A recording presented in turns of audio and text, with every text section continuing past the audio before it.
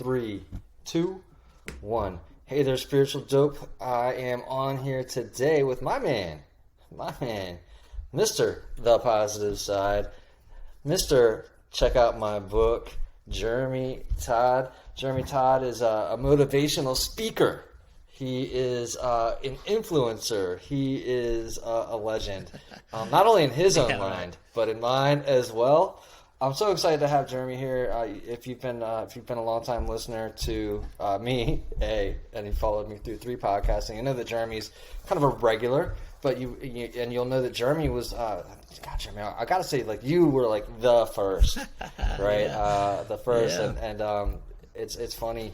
We look all the way back to this 2017, where neither one of us knew what the hell to do, and here we are, like earlier, just before this podcast got started. We're like, well, I got to upgrade my podcast equipment. Oh yeah, we're upgrade, right? Yeah. Right. But super excited to have you on, bud. I always like to start these off with, and I think you've been on one of these already, but I'll ask you again. Source speaks through us, right? And there's a message that can only be delivered through you today, right now, to somebody listening to this podcast. What is that message, Jeremy? Well, I mean, there are several ways I can go with this, but while you were talking, it just really made me think about, when you said 4 years ago when we first met, and there was so much uncertainty with my life, your life, what we're going to do, why are we doing this, where's it going?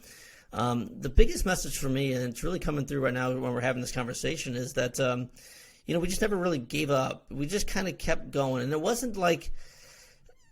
It was almost like we were pulled through time to basically this point, and I don't know how to really put it and quantify it in words, but it's almost like taking your hands off the steering wheel and allowing things to just happen throughout your life, and good things happen. It's like a bad crypto reference, but I'm watching cryptocurrency recently, and it's going way, way up, and it's going way, way down, but consistently it's going up. And that's really how I felt my life has been for the last 3 or 4 years, having the, splitting up with the mother of my children, having that, moving a couple different times. So you get these big downs, but also you got these big ups. But if I look back now where I am today versus where I was 4 years ago, it's a lot higher. It's at a better place, even though I had these major drops in my life. It's just weird how that goes, and I talk about this all the time, even on my show, about really just getting through it. It's not about, hey, I need to figure this out right now. I need to figure out what I'm going to do the rest of my life right now. I need to get through this shitty time right now. And reality, you don't really have to get through anything right now. It's just you're meant to be in that point. Why? Who put you there? I don't know, but it's part of the life. It's part of the journey. And sometimes it's good to be in those bad low points because it builds you up. It makes you stronger, makes you harder, and makes you all around a better person, learning from the tough experiences. But man, I guess I just going on that random tangent right there. But I just I don't know if I've ever been happier in my entire life than I am right now. I feel more blessed than I've ever felt in my entire life, and maybe it's because of some of the things that have happened in my life recently, but with writing the book, and I appreciate you mentioning that, and getting some of the things off my chest with that book. That's very, very freeing. And it's also being happy with actually who I truly am individually. Like this is my weird quirkiness. This is who I am. And all these things, they've taken time, and they've got to this point, and who knows what's going to happen in the next 3 or 4 years from now. But I feel like I'm being pulled through this situation by, I don't know, a higher being, the universe, the way it's supposed to be. I don't know the answer to that part of it, but I just really like the momentum, and I like the journey, and it's been amazing the last 3 or 4 years. So I don't know if that really answered your question, but that's really what I'm thinking about.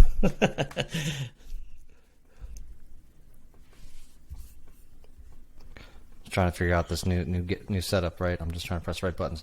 It's awesome, right? I love the you're saying you're kind of pulled through this kind of time and space to get to where you are today, and it really reminds me of how mine started, right? My kind of journey started because somebody said that exact line to me, right? I was like, oh man, it's just the drinking and, sure. and the wanting to party and the wanting to be this person that I had been for so long, this identity that I had assumed, just kind of fell away. Yeah.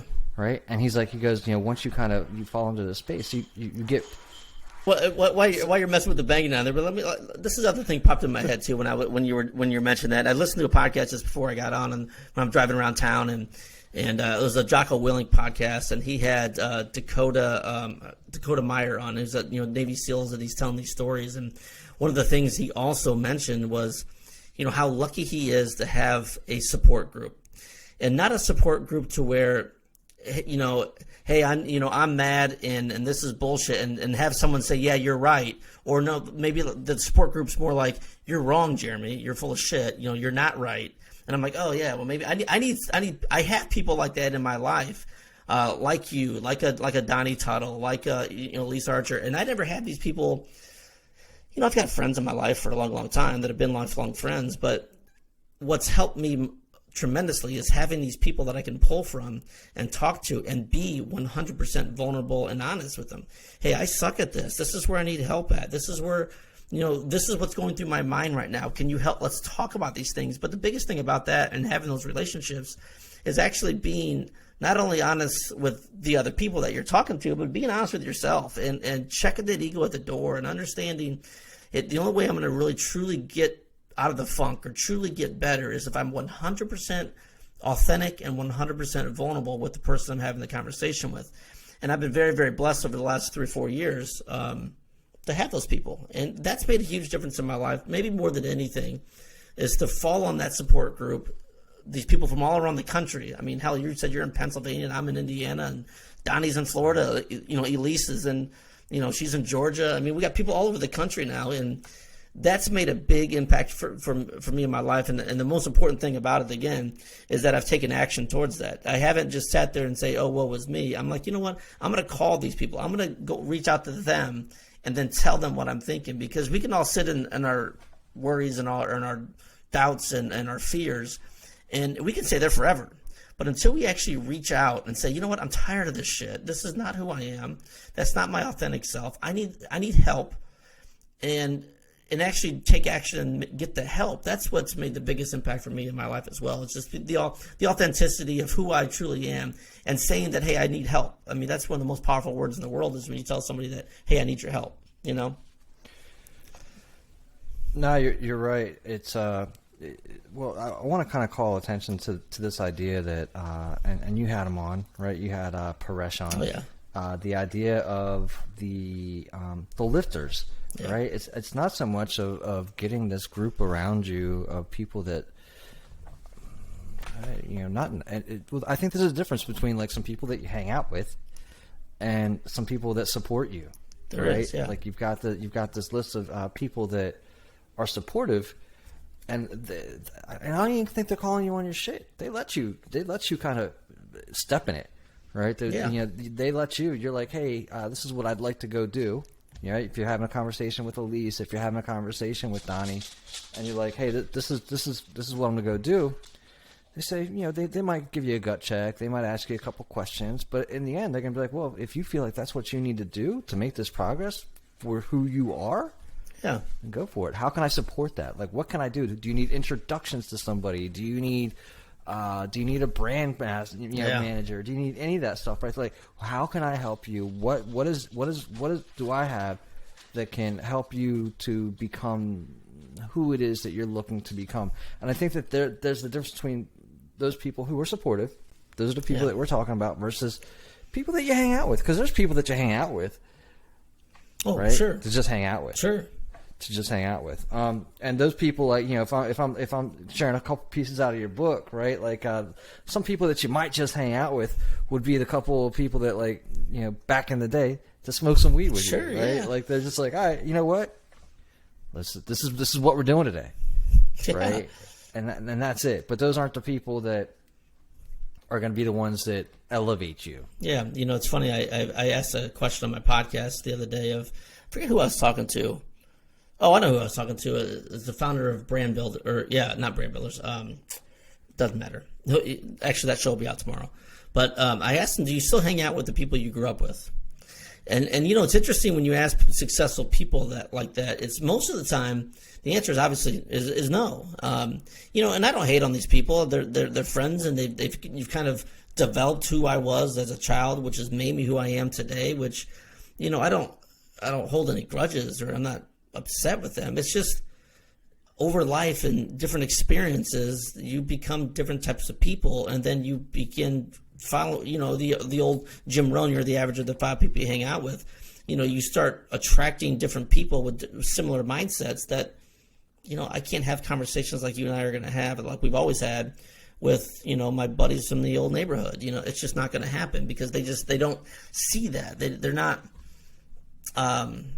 you know, they're not, and I don't even like to say in the word they're not. Let me figure out a better way to phrase that. They just maybe have, I just keep using the word not, but they haven't experienced some of the things that I've experienced to be able to open their mind and allow the universe or your actual soul to be able to communicate one-on-one with that energy and that power, and that really allows you to open up. Pause there, man. Pause there. That's heavy, right? So what allows for something like that to happen? You know, I think a lot of times, you know, and I don't want to get into the too hardcore random stuff, but I think it's with diet. I think it's food. I think it's how you meditation. It's really focusing on your mind and understanding how powerful the mind really is. And I think when you know, if you smoke cigarettes and drink 7 days a week and you're doing all kinds of crazy drugs, or you know, or just eating terribly, I think these things block the connection with you and your inner soul and your inner being.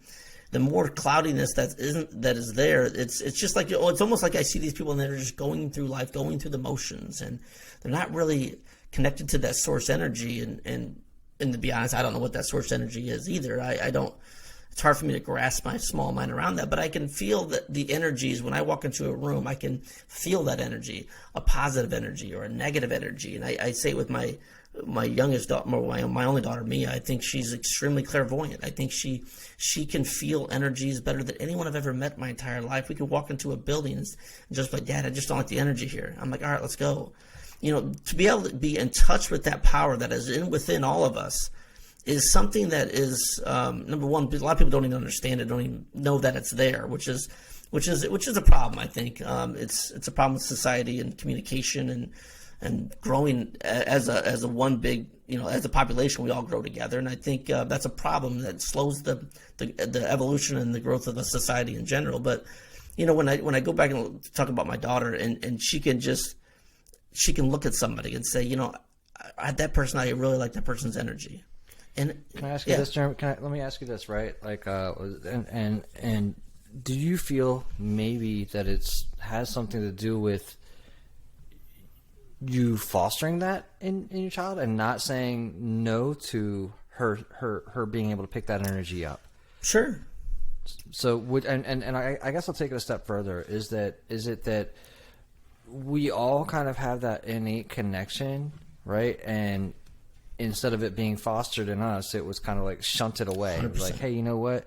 You know, so I guess sounds like what you're doing again is you're fostering that in your daughter, and you're allowing for her to explore these gifts and this ability to not be fearful of connecting to, we'll call it source, we'll call it like anything like that, and her intuition, and saying, yeah, you know, what is that? Tell me more, versus you're just being silly. Correct. And that's the biggest thing. You kind of hit the nail on the head right there is I don't tell any of my kids no. I don't tell them I hardly really ever I tell them no. And I just ask more questions. Well, why do you want to do that? Or why, or in the situation with my daughter, what is that feeling like? Like, tell me what, you know, like random questions. Is it warm? Is it cold? What color is that energy? You know, and really allowing her mind to really focus in on that, and knowing that she's in a safe place, that, you know, she can have those conversations, like you said. I think, you know, a lot of society today that gets beat down, that's not something that's really focused on. I think it's the most important thing to focus on, by far. But I think it gets blocked through, you know, maybe it's, I don't know, maybe it's bad diet, maybe it's too much technology, maybe it's not being connected to the earth as much as I think people should be. there's all kinds of things there, but what it boils down to is just when those conversations happen, I don't tell her no, or that's weird, or I don't understand. I just ask questions. Wow, that's amazing. Tell me more. How does that make you feel? What did that look like? These random questions, and she just goes on and on and on and on, and her you can just see it, and it's really, really, to be honest, it's a little bizarre, because it's not that she's not making it up. You can tell when your kids are making something up, but it's so detailed that she just knows, and it's like it's reality for her. Well, and it might be reality for everybody. What's like I said, most is like, and we're saying most of society tries to shut that down, right, or puts a fence up around that. What has given you the ability or the wherewithal, desire to foster it versus what the rest of society is doing? It's a good question. It's not a single thing. It's been many things, and we talk about some of those ups and downs throughout my life. And I've questioned, again, me being 5'2", 130 pounds, soaking wet. Well, like what, why am I this height? Why am I this tall? When I was, I talk about it in the book, when I was sexually molested as a kid. Why did that happen to me? And it's not, and I truly look at it, it's not good, it's not bad. It's just an experience of my life that I've had to learn from. Becoming a minimalist was huge. Not being attached to, to physical items, not trying to compare myself to somebody else about their bigger house or big car. And because I just don't really care. I really, deep down, I don't care. And if I really don't care about any of that societal, I try and check the ego as much as I possibly can. If you clear all those layers away, what it really boils down to is how can I learn from you? How can I get better? How can I be a better friend, a better parent? I just want to get better, and I'm genuinely interested in people. Like, I'm genuinely interested in learning about experiences and what their thoughts are, and totally non-judgmental. Like, that's the other thing. I think in the society it's so built up to, we're fighting against each other instead of listening to each other. And that's shared and celebrated. It's this mob mentality. If you're not with us, you're against us. And that's a major problem with society. And I think but it's not easy to get to the point where I'm at either, because I've had these experiences throughout my life that have really kicked my ego's ass and just say, whoever, you're not the coolest guy in the block. You're not the best looking guy in the block, but what I feel like I do have is this curiosity about life and curiosity in people of how do we connect on a different level. I will never judge you. I'll never say anything hurtful to you. And if I do, it's unintentional. But I just want to learn, and I want to get better, and I want to know what's after life, and I want to learn from different religions and what they believe in, and just take all of this stuff together and just kind of live in the information. And that's what I always say. I don't know what's going to happen next. I don't know what's life after death. I just want to live in all the information and just experience it. Let me jump in, right? So I think one of the things I'm challenged by, and maybe you can help me here, is, here's where we are today, right? That's where you are today because of your experiences. How, if you had to talk to somebody where they are right now, maybe yourself, 4 years ago or 5 years ago, what's that conversation look like, and how's that different, right? How can you impart some wisdom to somebody where they are now along the journey? What would you say? The biggest thing, and one of the most important things that I've really, really worked on is listening. And I know it sounds so basic and so, just, well, yeah, Jeremy, of course you're going to listen. But before, I was always listening to the person, planning my response, and not even taking in and learning from the actual conversation, because my ego was just so like, well, I already know the answer to that. I already know what's going on. I want to give you my opinion and not even fully hear the question. So in the last few years, I've just more sat on the sidelines and just watched and listened and then asked more questions, because if I focus on me, if I focus on what, how do I explain this a little bit better? It's I'm not trying to win in any situation. I'm trying to learn from the other person and really experience their life and just listen and like, man, how did they get to this point? What can they teach me? How do I get better? And then I'm really, this is the other thing too, which is I think is important too. I'm blown away with people's stories. When people think their story is not important, it's because you haven't found the right person that's actually listening to what you have to say. I think we are so tied into what we think society wants to hear us say. We just tell people whatever they want to hear instead of who we truly are as individuals.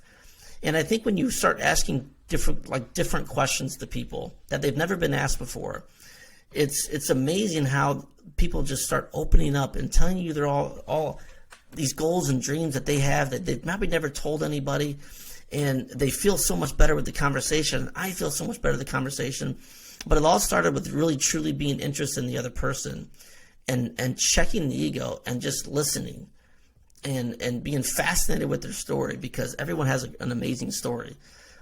We're just told that our story is like everyone else's, and it's not. It's completely different. And I love listening to people and love hearing their stories. And the more you listen, truly listen, you learn so much faster. And I've learned more about listening in my life in the last 3 or 4 years than I probably did my entire life, because it's important. The idea of and I heard it recently, and it was Bob Proctor. Still my guy, right? Like, I turned him off a little bit, and I jumped back in again. And he says, you listen, you hear with your ears, but you listen with your heart. Mm-hmm. Right? Powerful. I thought that was a pretty powerful line. And then, outside of my story, which one's had the most impact on you over the past couple of years? Repeat that question again. Like, outside of what now? Outside of my story. I love your story. Which one do you think, over the past 4 years, has really motivated you or had the greatest impact on you? There's been a lot of stories and a lot of people that have impacted me tremendously. And it's just so funny because some people push me because I'm selfish and a little jealous. Like I see my friends and again, it's the ego talking again. But I see guys like Donnie Tuttle. I love Donnie. Donnie and I were in a coaching company together, and he quit cold turkey, and he's just making great money and changing lives, and it's been huge. And what that does is, for me, and I want all of us to go to the bank together. I all want us to be successful. I want all of us to change our lives, but he motivates me. He is very humbling. He's very open. His story is pretty powerful. I don't want to get into some of the other stuff that he struggled with, but again, those conversations that we have off the mic and outside that make us both better has really, really changed my life. It's funny. Something small recently happened to me last week, and I applied for a TED Talk here in Fort Wayne, and I got turned down. So I think I'm more excited that I got turned down than I got accepted, because it gives me this, you know what? F you, pals. You know what I'm saying? It's that's what I needed to prove to myself that I'm on the right path, because if you can't accept me in my own hometown to speak at TED Talk, because I got a TED Talk, I think it's on my vision board. And I want to get that done, but for them to turn me down, that inspires me as well, because it's just, it's almost like the universe saying, here, Jeremy, I know you want to be on do this TED Talk, but you're not quite ready yet. And I'm like, you know what? Maybe I'm not, but doggone it, I'm going to keep fighting. I'm going to keep doing it, and I'm not going to quit. That's those two stories are completely different, but really that TEDx getting turned down from that made a really big impact on me recently. Because, it's just it's almost the universe politely saying, Jeremy, you're not good enough still. And I'm like, you know what? That's cool, man. Well, but I'm not giving up yet. Right. I would look at it maybe a little bit differently, right? I would look at it maybe as in, shit, at least they emailed me back. They know who I am. Sure, right? yeah. I would look at it as kind of like evidence of things to come. right? Yeah. Like my name's already. You don't know that. You don't know that in 2 weeks, whoever they've already accepted falls out, and then they're Sure. like, maybe I'll check out this positive side guy. Yeah, Mr. maybe. Jeremy, Maybe. the man, Todd. And yeah, look, Donnie's story is just so great because it's so real. It's genuine, right? There's nothing fake about how he got to where he is, and there's no smoke and mirrors. There's everything done for the right reasons. I just love it, right? Yeah, it's one of those guys that I call a friend. A true friend, and you are a true friend of mine. Donnie's a true friend of mine. Elise is a true friend of mine. I mean, it's just beautiful. All these people are so beautifully authentic and in it for the right reasons. Like we're doing this because we love what we do and we're changing lives. It's not fake. We're not doing this to become billionaires. I mean, there's a lot of other ways we could do that, but but not this way. A lot faster, yeah, right? For sure. Initially, I was right. Like I wasn't in it for the right reasons in the beginning, but that's all part of my journey, right? And I love it. I love that that's been part of the journey. You've mentioned the universe, and you've mentioned kind of like spirit and energy. And it's been maybe a year since we kind of talked last. What's your stance these days, man? What have we got? We've got a grand architect. What is spirit, and how's it working through you and for you to you these days? It's very interesting you asked that, because I think about it. I literally think about it every day.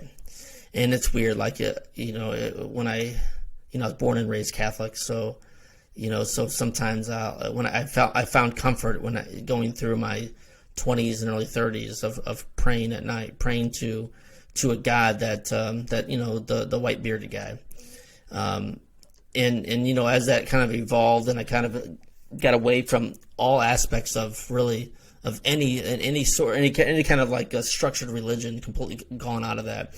I go back to even last week, 2 weeks ago, I caught myself praying again, which is really weird. But it's not praying to the same God. It's praying to this all-knowing power of energy, whatever that is. And I still don't know what it is. And I don't. There's something. There's got to be something there, and I don't know if it's. I don't know, man. I don't.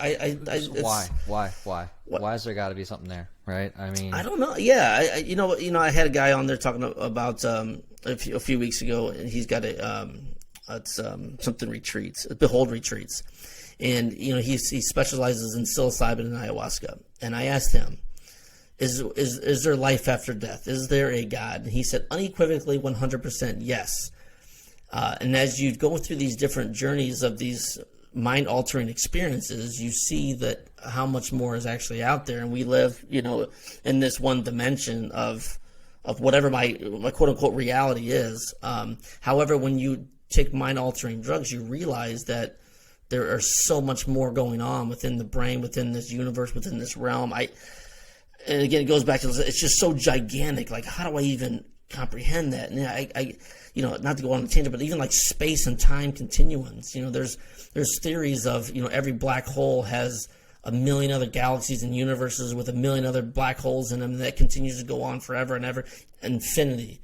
And then, the multi-universe thing, where exactly what we're doing right now is happening on another planet a billion trillion miles away on some random planet that's very close to ours, but maybe it's my podcast called the Spiritual Dope, and you're the positive side guy. But there's just all these things that I think about, and I'm like, well, is there one almighty power being that is running all of this? The universe is from billions and billions of galaxies away. Mm-hmm. I can't. But you think it's something outside. You think it's something outside of you. I don't know. Maybe not. Maybe that is what it is. But I just, when I look at how massive everything is, and with universes and space and galaxies, like, how can there be one all-power being for everything? Is this the only I guess universe that we are in? Is there multi-universes? Is there different things going? I can't grasp grasp that concept. So I don't, and then that's why I live in this like steady of just listening to things, trusting my gut. When things are going well, I feel like there's that little energy that is above me, of powerful me. But like you said, maybe it is me itself. Maybe I am that eternal energy. It's just a lot to think about. And I don't try and even claim that I know what the hell's going on. But I listen to everybody and understand that I'm not smart enough. I don't know enough to be able to make that decision to decipher that. If that makes any sense at all. It's just so big. It's huge. It's fair. It is big, and it is a lot. I mean, look, that's the gist of this podcast, right? How do you kind of once you come in contact with that source, right? And you felt it. 100%. Right? Like, and it's like now that you're here, right? I love the I had Krista on the podcast, and her podcast title was "I'm Awake, So Now What?" Right? I'm like, God, what a perfect podcast name. But yeah, so you're awake, now what? How do you incorporate this newfound level of spirituality or reconnected with your spirituality? And you're like, because I mean, the conversation earlier, you're talking about like you don't need anything, you don't need X, Y, Z. You're detached from the necessary, all these things, right? Well, what's to keep you, Jeremy, from just rolling out and becoming a monk at this point, right? Yeah. I don't know, and you know what, you were talking about that too. What I was kind of thinking about is, it's interesting when I think about this energy or whatever this higher power source is. It's interesting because it's not always there all the time. So I'll go through days where I'm just going through the motions. It's a normal day, and I'm just a normal person living through life. Let me ask you this. I'm gonna jump in, right? Yeah. Is it that it's not always there, or is that you're not always aware of it? I'm not always aware of it. 100%. Right. Because I would have to say, I mean, this has been my experience, right? I would have to say that it's always there. It's kind of up to us to tune into it, right? It's like we're driving around. You're driving around. You tuned into a podcast earlier, yeah. Right? You tuned into, so same thing. You're like, what happens if I tune into the source right now? What's source up to? Yeah, exactly, and that's it's very interesting because, and I agree with you. The source is always there. However, it's am I tuned in or am I not tuned in? And it's like the typical person. Well, I don't know if it's typical, but when times are really, really good, you're like, man, hey, thank you, source energy. This is all good. When times are really, really shitty, you're like, oh my God, I need your help. And then every once in a while in the middle, it's like, I'm just gonna check in here and there. But that's one thing I'd like to work on is just really be, just get better, just be more present, be more in tune with that energy and understand that it's always there and things are happening. And it's just, hey, I'm just an average Joe just trying to get through it and working my way through this complicated mental mess that I always think about. And I wouldn't have it any other way. I mean, I really wouldn't, because I just find these conversations fascinating, and it just allows you to be, to remind yourself and think bigger and think, and just really think. I mean, that's what I really enjoy. Let's talk about that, right? Let's talk about that for a second, because you are having an impact, right? Regardless of whether or not you feel like you're driving it through, spirituality or some other way. For the purpose of this podcast, you are driving it spirituality, through a spiritual sense. What kind of impact do you feel like you're having out there in the world today?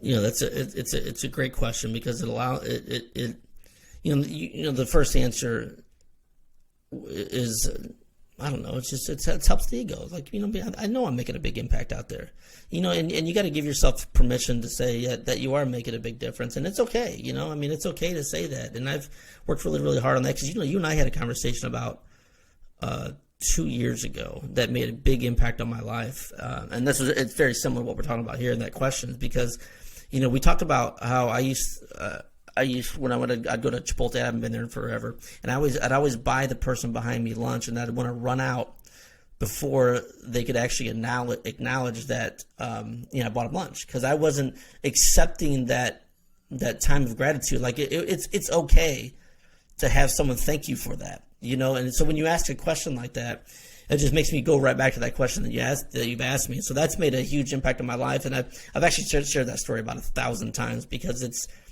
it's so right, man. It's so right. So if I go back to the question, what kind of impact am I making? I'm thinking I think I'm making a gigantic impact, and it's not numbers wise, and I'm not trying to say I'm making billions and billions of people changing all their lives, but the lives that I'm changing are gigantic. I had, I get emails, once, twice a week that just say, Jeremy, I found your podcast. I tried to commit suicide 3 weeks ago, and I didn't know what I was going to do.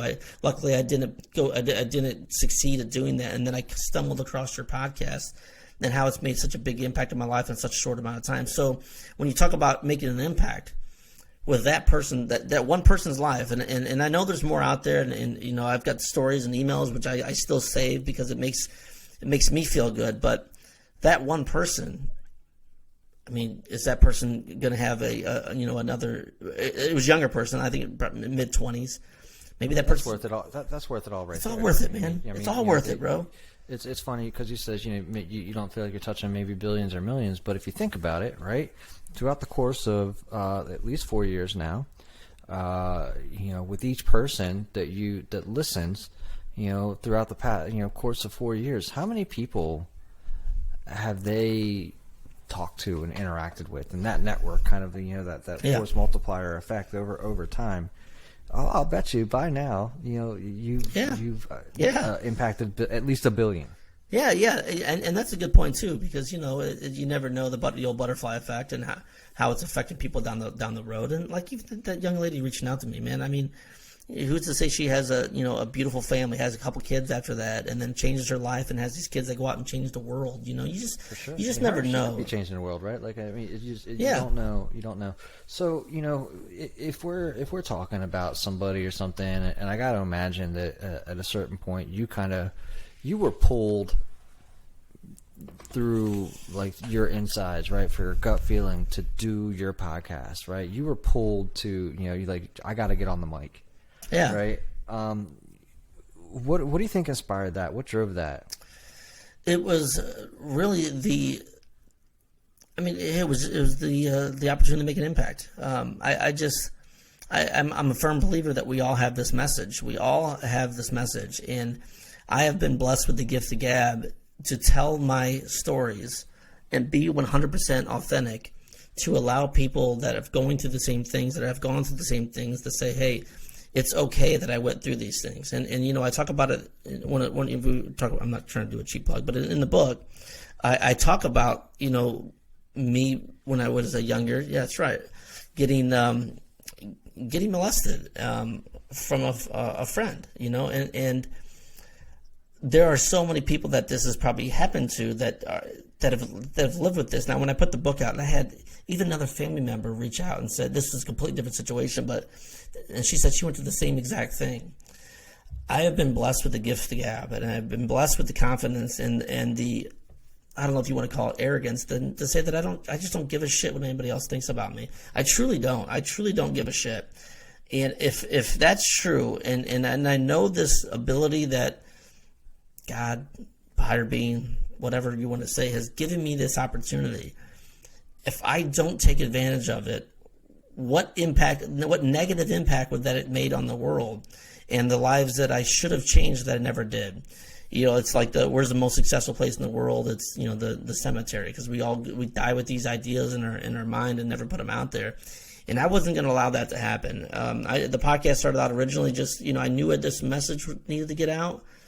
But over time, like everything, it's gotten a little bit more authentic, a little bit more real, and the lives that it's changed are getting bigger and making a bigger impact. And but I was given a gift, and I'm using the gift to share the message, man. And I'm sure you have said the same thing, that you've had people tell you, "What are you doing? Why would you do that? This is stupid. This doesn't make any sense. Are you making any money?" I always get that one too. Absolutely. Those are a couple of the next questions, right? So, the next question really comes from, you've got these naysayers, right? You've got these people doing the cuckooey crab, right? Yeah. The people that are you're in there and they're trying to pull you back down. But you move ahead anyways. There has to be a little bit of fear and trepidation in that. You want to talk about getting through that? I had a lot of fear. I was, a lot of it was just anger. It was, it showed me that, and this was mostly my fault as well, that people didn't really know who I was. People's opinion and thoughts of me was not reality of actually who I truly was as an individual, because I played to society. I was like everybody else. I had the nice cars, I had the big house, I did all the, I would partying all the time with all these random people that you look back and they're still doing it. And but that was never me. That was never who I truly was. So, and I don't want to use the word blame, because that's saying that there's a negative connotation to that, but it was my fault that I wasn't truly being who I actually was. You were, was it true then you maybe had a little bit of victim mentality? Yeah, for sure. I mean, if you go with my height and, some of the personal stuff I went through, 100%. Yeah, 100%. And just so, what is victim mentality then? What's that mean? Well, for me, it was like, I've been screwed because I'm this short guy, so I'm going to overcompensate and try and prove to other people that I'm just as cool as you are, quote unquote cool as you are, even though I'm 5'2", and and I've got a bone issue as well, and I've got all these other issues, but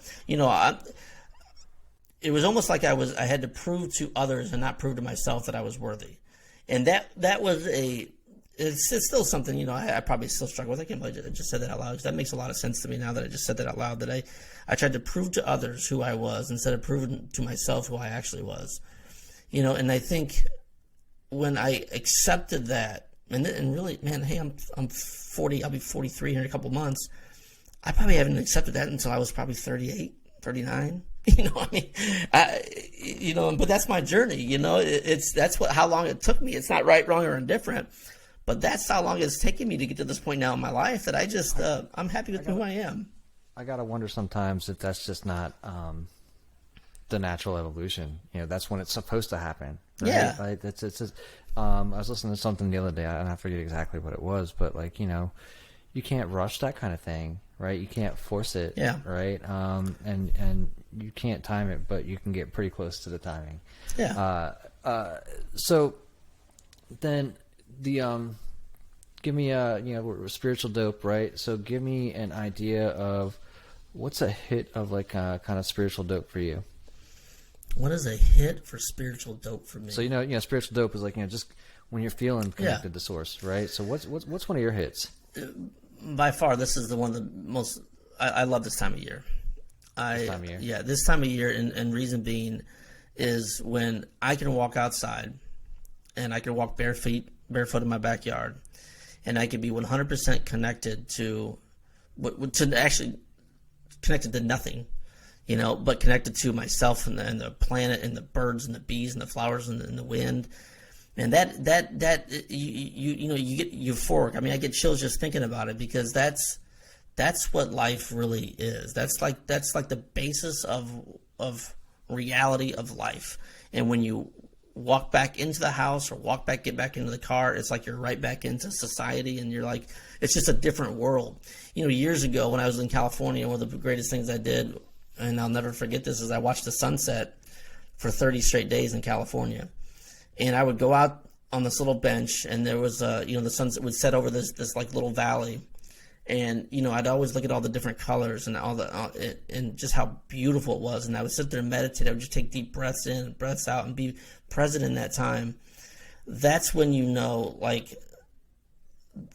about spiritual dope, that's about the biggest hit of spiritual dope you could possibly have, is because that's when things are bigger than you, and I just feel so much better. I feel like I just have so much more energy and so much more meaning to life, and this is why I'm here, and I need to enjoy this. And so the springtime, when you get through the winter of gray and everything like that, it's terrible through the winter, and even today where it's a couple inches of snow, which is terrible in April. But next week is 70. It'll be 70 degrees on Monday, and I take that time. I go out and sit outside and just listen to the birds and the wind and just be at peace, and it's the best thing in the world for me. I love it, man. Connecting with nature, right? Absolutely. It's the most important thing I can do. So Something that's going to happen. This didn't happen today, but I'm going to do a little bit of conversion on this podcast. I'm going to shorten it a little bit. And I'm going to turn it into a little bit more of kind of like a spiritual speed dating Jeremy. Like, somebody's kind of speed dating Jeremy Todd today listening to the podcast. And they're like, am I spiritually attracted to Jeremy Todd, right? So I think I'm going to ask you like one or two of like these kind of random questions that it's actually 20 questions that came up in like talking to, some of the top 100 spiritual people, right? Okay. Let's take one of the easier ones. What is wisdom and how do we gain it? What is wisdom and how do we gain it? I think for me, wisdom is it's the tough times, but it's not the tough times. It's how you react to the tough times. Because it's kind of like the old failure question I ask on my show as well. But wisdom has. I've been through so many tough times, so I look back and now when tough times happen, I reflect back on how I reacted in that situation. And I'm like, well, I learned so much from that situation that I'm not going to react. One of the strongest things I do is when there's turmoil and when there's aggression and arguing and I am the calmest guy in the room. I just sit there and I'm patient. Because I've learned that when you the first reaction you have in a situation like that is usually the wrong one, and it's coming from a place of wait. The first reaction is not the best one. Yeah, correct. Yeah, for me, 100% for me is not. But that takes time. That takes wisdom because I've been down that road where I've made these decisions where it's just a snap decision. Like, man, I shouldn't have said that. I've learned to just sit back and relax. How did you learn to cultivate that? It was really through breathing, and that's been the biggest thing for me. And when you're in that situation, you feel like time's going by a million miles an hour. I've learned to just kind of sit back, take 2 or 3 deep breaths, and it just allows your brain to reset. And what's kind of wild, which I love, is when is there any kind of is there any kind of certain breath that is right? Like, can you illustrate that for somebody that might be looking to figure it out? For me, it's easy. It's just through the nose. Because there's so many other pathways through the nose that it allows your brain to absorb the oxygen a little bit different than it is through your mouth and through your lungs. So it's very, very slow. And then I always pause. So then I'm out through the mouth, and then it's a shorter breath as well through the nose, and it just allows you to gain composure. And what's been amazing about that too is it allows the other person that is being super aggressive almost to kind of pause, and then you can almost see gears start changing with other people. It's beautiful to see. Yeah. But I do that with my kids. I do that with relatives who I'm not getting an argument with. I'm that calm, cool, collective guy. I just don't get upset anymore. You won't catch me raising my voice. You won't catch me yelling at anybody. Because I just sit back, relax, take that deep breath, and then ask questions. I love it. What are you up to, man? What's next? Where should people kind of go and connect with Jeremy Todd? Well, I'm really focusing on my YouTube channel. I've got 175 people there, and I put a lot of videos up there. I put all the podcasts, put the Monday Motivation on there. That's super important.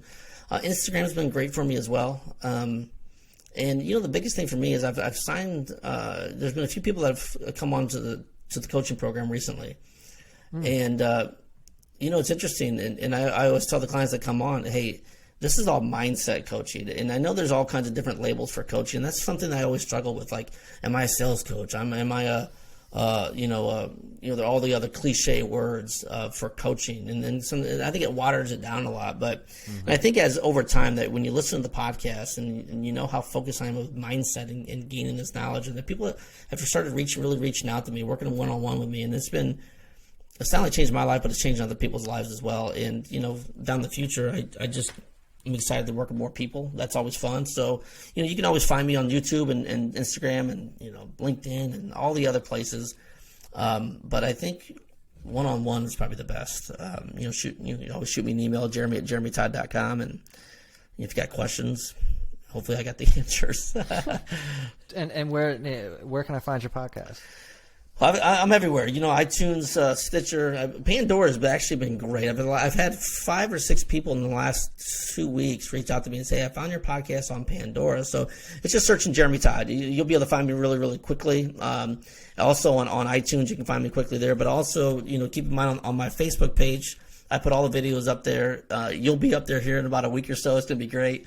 And then on YouTube, I put all the interviews on YouTube as well. So some people, it depends how you take in things. Are you audio, you want to listen to it, or you want to actually watch it?